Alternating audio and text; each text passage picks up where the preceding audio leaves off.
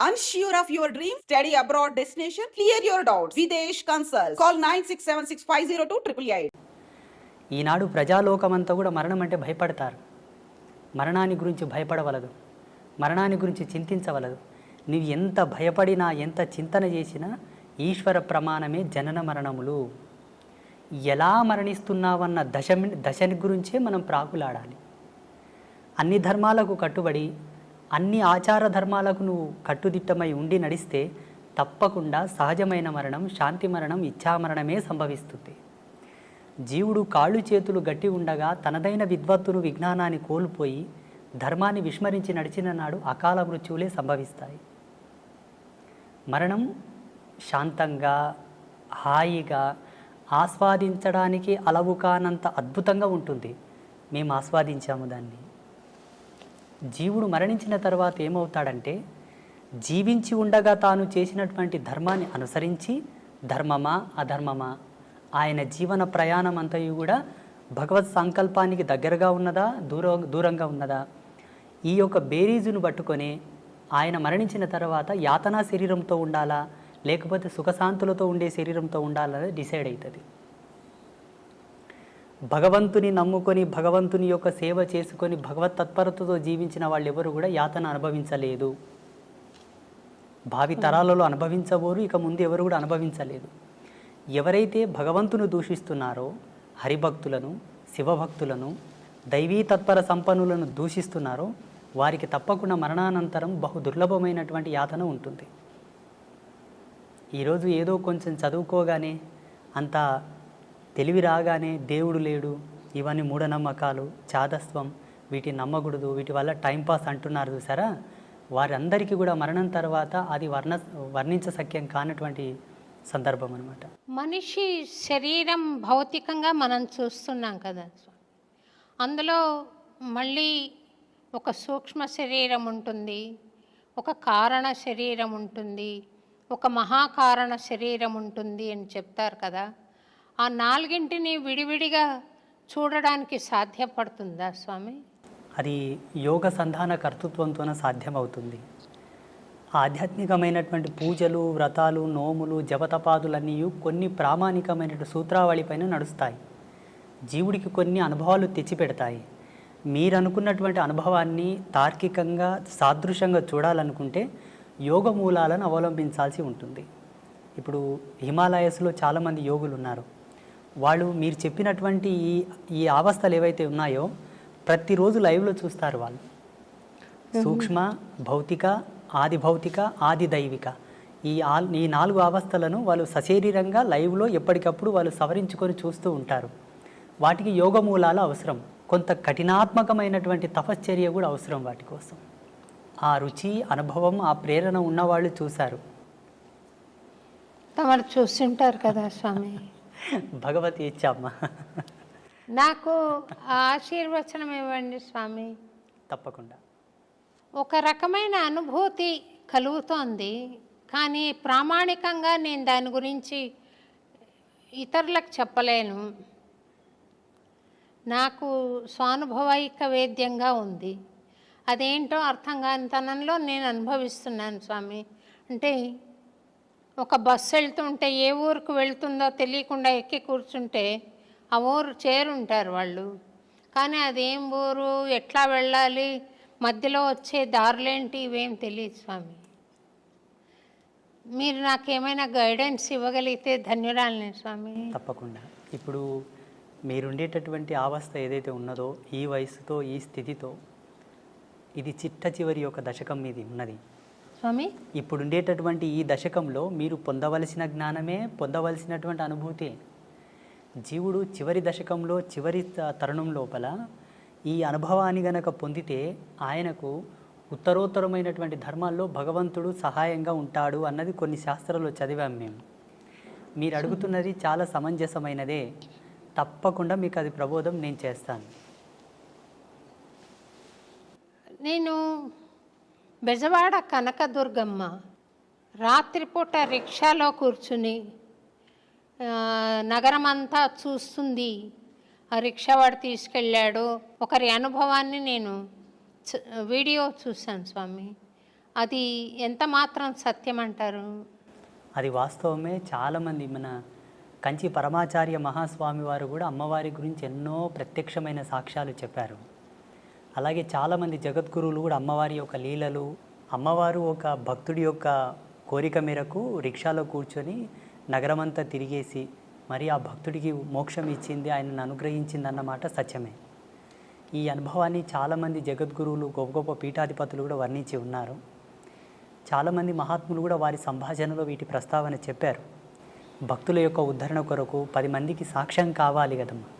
ఇప్పుడు ఏదైనా ఒక ప్రత్యక్ష సాక్ష్యం ఉంటేనే నమ్మేటటువంటి జనాలు తయారైనరు. ఇప్పుడు ఈ మధ్యలో కూడా చాలామందికి స్వామీజీలు కూడా అమ్మవారితో చేసిన అనుభవాలు చెబుతూ ఉన్నారు. వారు అక్కడ వెళ్ళినప్పుడు అమ్మవారు వారికి ఇచ్చేటటువంటి దర్శనం, వారితో చెప్పేటటువంటి మాట తీరు అంతయు కూడా సామాన్య ప్రజలకు వర్ణిస్తూ ఉన్నారు, చెబుతూ ఉన్నారు. అది జరిగిన మాట వాస్తవమే, అది జరిగింది. కొన్ని సంవత్సరాల క్రితం నేను ఒక చిన్న వీడియో చూశాను స్వామి.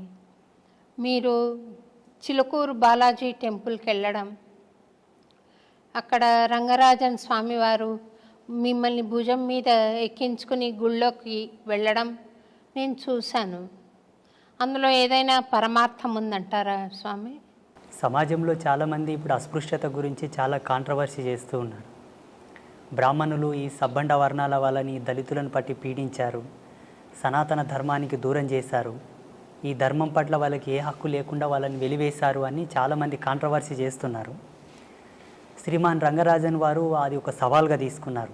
పెద్ద డిబేట్ జరిగింది వారిపైన, అంటే బ్రాహ్మణ పెద్దల పైన పెద్ద డిబేట్ జరిగింది. అట్లేం లేదండి, మా బ్రాహ్మణ సమాజంలో కూడా ఈ ఎవరైతే నిమ్న వర్గాల వాళ్ళు ఉన్నారో వాళ్ళని హక్కున చేర్చుకున్న మహనీయులు చాలామంది ఉన్నారు. 2700 సంవత్సరాల క్రితం శ్రీరంగ క్షేత్రంలో జరిగినటువంటి ఒక అద్భుతమైన ఘట్టాన్ని వారు వివరించారు. అక్కడ ఉండేటటువంటి కొంతమంది పెద్దలు ఎప్పుడో జరిగింది చెబుతావేంటయ్యా, ఇప్పుడు ఏమైనా చేసేవాళ్ళు ఉన్నారా, ఇప్పుడు ఏమైనా చేరదీసేవాళ్ళు ఉన్నారని ప్రశ్నించారు. అయ్యో ఎందుకు, నేనున్నాను కదా, నేను చేస్తానని వారు ముందుకొచ్చారు. అక్కడ 2700 సంవత్సరాల క్రితము జరిగినటువంటి అద్భుతమైన ఘట్టాన్ని పునరావిష్కృతం చేస్తూ శ్రీమాన్ రంగరాజన్ గారు జియాగూడ రంగనాథ స్వామి దేవాలయం లోపల వారు చాలా వరకు శోధించారట. ఆ రోజు లోకసారంగముని తిరుప్పాణ ఆల్వార్ అని ఒక ఆల్వారుని భుజాల మీద ఎత్తుకున్నాడు. తిరుప్పాణ ఆల్వార్ లాంటి ఒక ఈ నిమ్న వర్గాల్లో అంతటి పరమభక్తుడు ఎవరున్నారు అని బాగా రీసెర్చ్ చేశారు. ఎవరో ఒక భక్తుడు నా గురించి వారికి చెప్పారు, అయా ఒక ఆయన ఉన్నాడు, ఫలానా విజవార గ్రామంలో, వయసు చిన్నదే, తన వరకు తను ఒక చిన్న కుటీరం ఏర్పాటు చేసుకొని రోజు తపస్సు పూజలు చేస్తూ ఉంటాడు, మీరేమన్నా వారిని సంప్రదించండి అంటే వారు నాకు ఫోన్ చేశారు. నేను ఇట్లా రంగరాజన్ పంతుల్ని మాట్లాడుతున్నాను, మీరు ఒకసారి హైదరాబాద్ రావాల్సి ఉంటుంది, పలానా కార్యక్రమం చేస్తున్నాము అన్నారు. నాకు దాని గురించి ఏం తెలియదు. అయ్యో తప్పకుండా వస్తానండి అన్నాను. అప్పటికి నేను ముంబైలో ఉన్నాను, మా గురువుగారి పీఠంలో ఉన్నాను. ఆ ప్రోగ్రామింగ్కి సరిగ్గా అదే రోజు సికింద్రాబాద్ రైల్వే స్టేషన్లో ట్రైన్ దిగి అటు నుండి సీదా జియాగూడ రంగనాథ స్వామి దేవాలయానికి వెళ్ళాను. అక్కడ వెళ్ళగానే చాలామంది పండితులు, విప్రోత్తములు, బ్రాహ్మణులు, మంగళ వాయిద్యాలు ఎంతోమంది కూర్చొని ఉన్నారు, కెమెరాలు ఉన్నాయి, మీడియా వాళ్ళు ఉన్నారు. నేను షాక్ అయ్యాను. అక్కడ ఆ సమయంలో వారు చేసినటువంటి ఘట్టమే మునివాహన సేవ.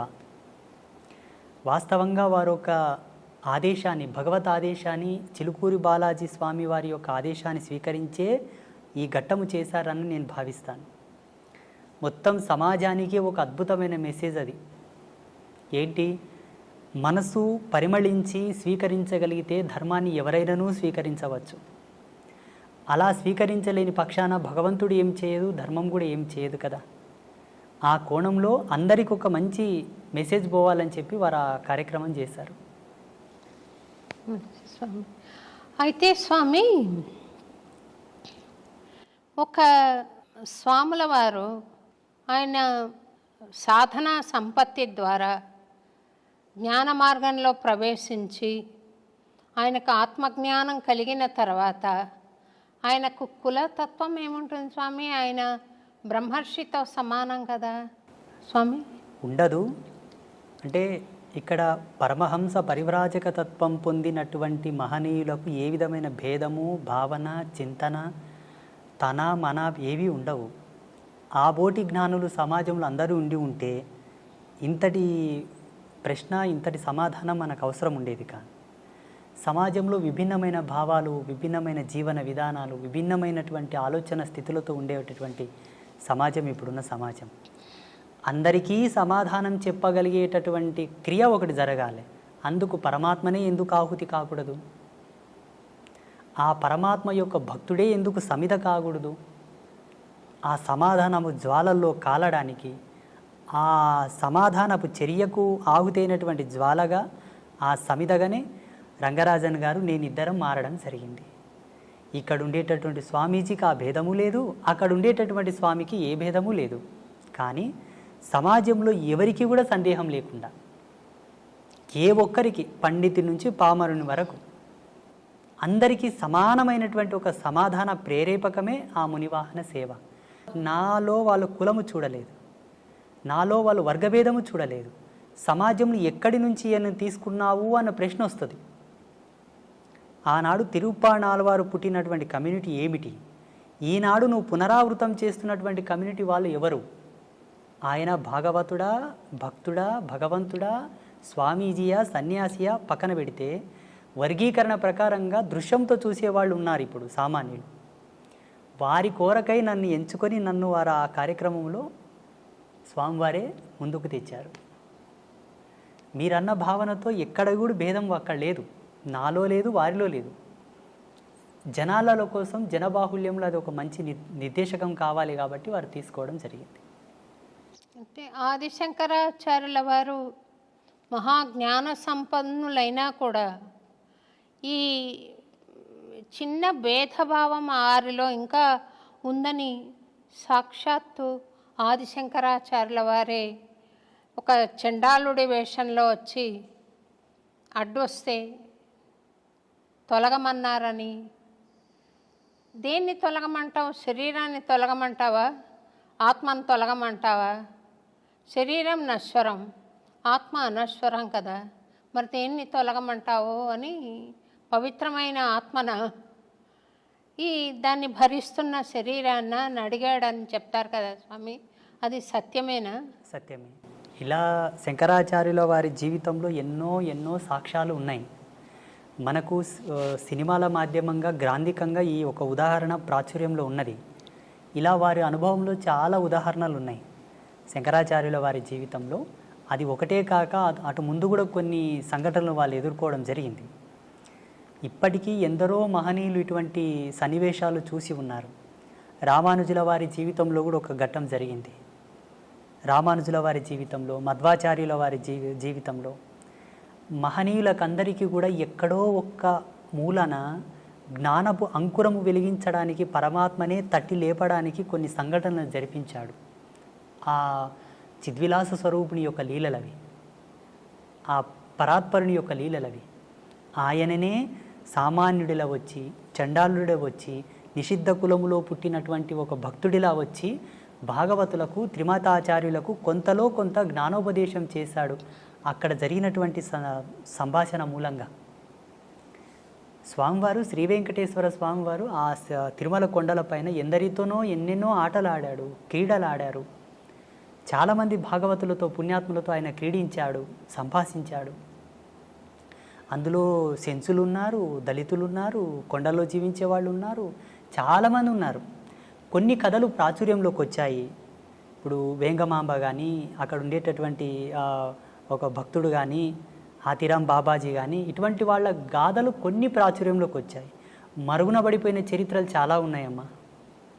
స్వామి ఎందరెందరితోనో సంభాషించినటువంటి కథలు చాలా ఉన్నాయి. మాబోటి వాళ్ళు వాటిని తెలుసుకొని పసిగట్టి కొందరికి మాత్రం వాటి చెబుతూ, చూడన్నా మీరు దేనికి తక్కువ కాదు, శ్రీ వెంకటేశ్వర స్వామి వారే మీ వాళ్ళతో మాట్లాడారయ్యా, మీరు స్వామివారికి పాత్రులే, మీరు స్వామివారిని చేరండి, సేవించండి, వేడుకోండి అని చెప్పేసి చాలామందిని నేను ప్రేరేపితం చేశాను.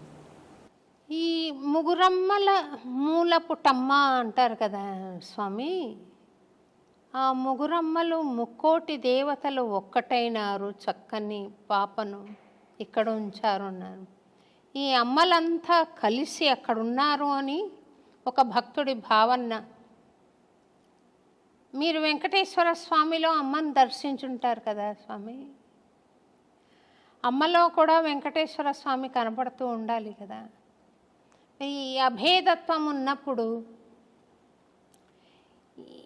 మా దేవుడు గొప్ప మీ దేవుడు గొప్ప అనుకోవడం మూర్ఖత్వం అవుతుందేమో కదా స్వామి. భగవంతుణ్ణి ఎప్పుడైతే భేదంతో చూశావో జీవుడు ఇంకా పరిపూర్ణుడు కాలేదు అని లెక్క. అది సాంప్రదాయికంగా అవనివ్వండి, పీఠ పరంపరానుగతంగా అవనివ్వండి, జీవుడు తరించుటకు పలు మార్గాలున్నాయే తప్పిస్తే ఉత్తమమైనటువంటి స్థితి చేరడానికి ఉన్నది ఒకటే పరమాత్మ. ఆ పరమాత్మకు ఏ విధమైన రూపభేదము లేదు, లింగభేదము లేదు, వర్గభేదము లేదు, ఏ విధమైన సాంప్రదాయమైనటువంటి భేదము లేదు. జీవుడు తనకు విజ్ఞాన విద్వత్వ ఆవిష్కరణ చెంది తాను కొన్నింటిని పరిగణలోకి తీసుకున్న తర్వాత కొన్ని కట్టుదిట్టమైన ఆచారాలను ఏర్పాటు చేసుకున్నాడు. వారి యొక్క ఆశ్రమ ధర్మాలు, పీఠ పరంపరానుగతంగా వచ్చేటటువంటి సూత్రాలను పట్టుకున్నారు. భగవంతునికి అవి ఎన్నడి కూడా చెల్లవు. నేను స్వామివారిలో అమ్మని చూస్తాను, అమ్మలో స్వామివారిని చూస్తాను, స్వామివారిలో శివతత్వం చూస్తాను, శివతత్వంలో స్వామితత్వం చూస్తాను, భక్తుడిలో భగవంతుని చూస్తాను, భగవంతునిలో భక్తిని చూస్తాను, ఉపాధి యోగ ధర్మాన్ని అనుసరించి. అట్టి జ్ఞానాన్ని పొందిన వాళ్ళు ఎవరు కూడా ఎరుక దృష్టితో చూసే వాళ్ళు ఎవరు కూడా భేదం చూపరు. నేను శ్రీ వెంకటేశ్వర క్షేత్రానికి ఎప్పుడు వెళ్ళినా అక్కడ పరమాత్మను దర్శించేటప్పుడు నా అంతరాత్మలో జగదంబనే ఉంటుంది, సాదృశ్యంగా స్వామి ఉంటాడు. నేను మా పిల్లలకు, మా శిష్యులకు అందరికీ ప్రబోధం చేశాను. ఆ జగజ్జనని జగన్మాత ఆ లలితా పరమేశ్వరే నాకు గోచరించింది నాయన అని చెప్తూ ఉంటాను నేను. ఒక్క త్రుటి కాలమునందు మరి యథాతథంగా స్వామివారే గోచరిస్తారు. అది నా గురి, నా యొక్క తాపసికమైన గురి ప్రతిరూపకంగా అక్కడ అమ్మని దర్శిస్తాను నేను. సంతోషం స్వామి. స్వామి, కొంతమంది మహాభక్తులై ఉండి కూడా సాధన ఎంతో జరిగినా కూడా వారు కొన్ని దశల్లో కొన్ని విపత్తులను అనుభవిస్తూ ఉంటారు. అది వాళ్ళు ఇది వద్దనుకున్నా కూడా అది పోయే స్థితి ఉండదు. ఒక పని చేయాలనుకున్నా చేసే స్థితి ఉండదు. అదేమన్నా చేతబడే స్వామి? ఇక్కడ మనము భగవంతుడు వారిని విశేషంగా అనుగ్రహించబడ్డప్పుడు ఇటువంటి తుచ్చమైనటువంటి ప్రయోగములు వాళ్ళ మీద జరగవు. ఉదాహరణకు ఈ దేశానికి ఒక హోమ్ మినిస్టర్ ఉంటాడు. దేశానికి home minister, central home minister. ఆ సెంట్రల్ హోమ్ మినిస్టర్కి పోలీసు బందోబస్తు కొదువ ఉంటుందా? మీరు చెప్పండి, ఉంటుందా? ఉండదు. ఉండదు. భగవంతుడంటే అనిర్వచనీయమైనటువంటి శక్తి, దేని కొలతలతో కొలవలేనిది. తాంత్రిక విద్యలు, క్షుద్ర విద్యలకు కొలత ఉన్నది, లిమిట్ ఉన్నది. క్షుద్ర విద్యలు ఒకరి మీద ఆపాదం కావడానికి, ప్రయోగం కావడానికి, వారి మీద ప్రభావం చూపడానికి లిమిట్ ఉన్నది. భగవత్ చైతన్యానికి లిమిట్ లేదు, కొలత లేదు, అపరిమితం, అది అనంతం, అవ్యాజ్యము. అట్టి కృపను పొందిన మన పైన అటువంటి ప్రయోగాలు జరగవు. అయితే కొంతమంది పుణ్యాత్ములు, పుణ్యచరితులు, గొప్ప గొప్ప భక్తులు కూడా కొంత సమయం వరకు కలిమాయలో పడవలసి వచ్చి కొన్ని తప్పులు చేశారు, కొన్నింటికి ప్రలోభపడ్డారు, స్త్రీ వ్యామోహితులయ్యారు, డబ్బుకు వ్యామోహితులయ్యారు, రాజకీయంగా వాళ్ళు కలిసి కొందరి చేత అవమానాలు పడ్డారు. చాలామంది గొప్ప గొప్ప పీఠాధిపతులు అనుకోండి, స్వామీజీలు అనుకోండి. వీటికి వారి యొక్క స్వయం జన్మకర్మ సంభవము. ఎవరు? ఆ స్వామీజీ యొక్క జన్మకర్మ సంభవం. యోగ తత్పర సంపన్నులో ఏముంటుందమ్మా అంటే, ఆశ్రమ ధర్మాన్ని స్వీకరించినప్పుడే తన జన్మను తాను పరిశుద్ధి గావించుకొని ఆశ్రమ ధర్మంలో అడుగుపెట్టాలి. సోకాల్డ్ స్వామీజీలు సెల్ఫ్గా క్రియేట్ చేసుకొని వచ్చే వాళ్ళందరూ కూడా అనుభవిస్తారు, తప్పదు. వాళ్ళు పాత్రను శుద్ధి చేసుకోకుండానే పక్వానికి ఉపక్రమిస్తారు. పాత్ర శుద్ధి ఎరగక ముందే పక్వం ఆరంభిస్తారు కాబట్టి తత్ఫలితం వాళ్ళు అనుభవిస్తున్నారు. కానీ వాస్తవంగా ఆధ్యాత్మిక సూత్రావళి ప్రకారంగా ఏ ఆశ్రమ ధర్మంలో నువ్వు కాలు పెడుతున్నావో అడుగిడకన ముందే నీ జన్మ సుకృతం ఏమిటి, నీ జన్మకర్మ సంభవం ఏమిటి, ఎందుకై నీవు జన్మించితివి, అదంతా విశ్లేషణ చేసుకొని ఉత్తర జన్మలో ఉండేటటువంటి పాపములు నీ ఎందు ఏవైనా ఉన్నా వాటిని ప్రక్షాళన చేసుకొని శుద్ధుడవైన తర్వాతే భగవంతుని ఆశ్రయించవలే. అలా చేసుకొని వాళ్ళకి అది ఆపాదమై వేధిస్తూ ఉంటాయి. ఆ కర్మ, ఆ పాపం యొక్క ప్రేరేపకమే వాళ్ళని తప్పు చేయడానికి ప్రేరేపిస్తూ ఉంటాయి. చాలామంది గొప్ప గొప్ప వాళ్ళ జీవితాల్లో ఇది నిరూపణ అయింది. ఆ ప్రభావం వాళ్ళ మీద ఉండిపోతుంది. భౌతికమైన శరీరం లేకుండా ఆ, మరి అది సూక్ష్మ శరీరం అనాలా, ప్రేతాత్మ అనాలా, దయ్యాలని మామూలు మాటల్లో అంటారు, దేవతలు కూడా కావచ్చు. ఉంటారా స్వామి అట్లా? ఉన్నారు. దైవం ప్రత్యక్షమైనటువంటి దర్శనం. ఈ భూతాలు, ప్రేతాలు, దయ్యాలు ప్రత్యక్షంగా మనకు కనబడవు. భగవంతుడు దర్శనమిస్తాడు కానీ వాళ్ళు మనకు దర్శనం అవ్వరు. ఆ దుష్టశక్తిని పసిగట్టి పట్టుకోవాలంటే అంతకు సమానమైనటువంటి దైవశక్తి కలిగి ఉండాలి. ఆ ప్రేరణాత్మకమైనటువంటి శక్తి ఉంటే మనం భూతాలను, ప్రేతాలను పట్టుకోవచ్చు, చూడవచ్చు కూడా. ఇవన్నీ కూడా ఉన్నాయి సమాజంలో. లేవు అనడానికి ఆస్కారం లేదు. ఉన్నాయి అనడానికి ప్రమాణాలు ఉన్నాయి. ఆ ప్రమాణాలు వేటిపైన ఆపాదం అవుతున్నాయో మేము నిరూపించగలం. లేవు అనడానికి ప్రమాణాలు లేవు, ఉన్నాయి అనడానికి ప్రమాణాలు ఉన్నాయి. మీరు చూసారా స్వామి దయ్యాలను? అమ్మా నారాయణ, చూశాను. అంటే ఎందుకు మీ వద్దకు రావడానికి కారణం ఏంటి స్వామి? వాళ్ళకు కొన్ని వాళ్ళకు ఉండేటటువంటి స్వయం కోరికలు కొన్ని ఉంటాయి, స్వయం ప్రేరణలు కొన్ని ఉంటాయి. ఎంతకు విమోచనం కలగక వచ్చి ప్రాధేయపడ్డటువంటి సందర్భాలు చాలా ఉన్నాయి మాతో. కొన్ని ఆత్మలు, మీరు పుణ్యాత్ములు అంటారు, పుణ్య తపస్వీకులు అంటారు, మీ యోగ మహిమతో మాకు విమోచనం కలిగించండి, మాకు శాంతిని ప్రసాదించండి, మా వారసులు మీ దర్శనార్థంపై వస్తున్నారు, వారికి మీరు చెప్పి మాకు సద్గతి కలిగేటట్టుగా చేయండి, ఎన్నాళ్ళంటూ మేము ఈ యాతన శరీరంతో ఉండగలము అని చెప్పి మాకు గోచరించిన వాళ్ళు ఉన్నారు, గోచరిస్తున్నారు కూడా ఇప్పటికీ. మీకు అంటే కాంతి రూపంలో కనపడతారా, లేకుంటే భౌతిక శరీరం కూడా కనపడుతుందా స్వామి వాళ్ళది? పంచభూతాల్లో ఆత్మగా మారిన వారికి ఒకే భూత ప్రభావం ఉంటుంది. వాయు ప్రేరేపకం మాత్రమే ఉంటుంది. వాయు ప్రేరేపకంగానే ఉంటారు. సశరీరంగా సజీవంగా లైవ్లో ఉండడానికి పంచభూతముల యొక్క సమ్మిశ్రితంగా మనం ప్రత్యక్ష వీక్షణం చేస్తాం. అందరం ఆత్మని చూడాలంటే 4 భూతములు విడిపోతాయి. అగ్నితత్వం, భువితత్వం, జలతత్వం, ఆకాశతత్వం విడిపోతాయి. వాయుతత్వం మాత్రమే ఆత్మగా నిలబడిపోతుంది. మనం ఏ ఆత్మను దర్శించాలన్నా వాయు ప్రేరేపకంగానే చూడవలే, సంభాషించవలే. ఇక్కడ మీరు దయ్యాలు, భూతాలు, ప్రేతాలు మీకు కనబడతాయా గురూజీ అని అడిగారు కదా. పంచభూతాల మీద అంతో కొరతో కాస్తో కొరతో జ్ఞానం ఉండి పట్టు ఉన్న వాళ్ళకే వాటిని పట్టుకోవడానికి ఒక విఘ్నత ఉంటుంది, లేకపోతే ఉండదు. అంటే వాటి అనుభూతి కలుగుతుందా, లేకపోతే చర్మచక్షులతో చూడగలుగుతామా? చర్మచక్షులతో చూడొచ్చు, అనుభవైకంగా తీసుకునే వాళ్ళు కొంతమంది ఉంటారు. లైవ్లో చర్మచక్షులతో వాళ్ళని చూస్తూ ఒక షాడో, ఒక నీడలాగా, ఒక వాయు యొక్క కేంద్రకంగా ఒక ఆకారంలాగా మనం చూసి మాట్లాడడం కూడా జరుగుతుంది. చూసిన వాళ్ళు చాలామంది ఉన్నారు. వాళ్ళని దర్శించినప్పుడు మీకు కలిగిన అనుభూతి ఏంటి స్వామి? నాకు చిదానంద స్థితిని, అనంతతత్వాన్ని చూసినప్పుడు వాటిని చూస్తే ఏమనుభూతి కలుగుతుందమ్మా? జాలి వేస్తుంది అంతే.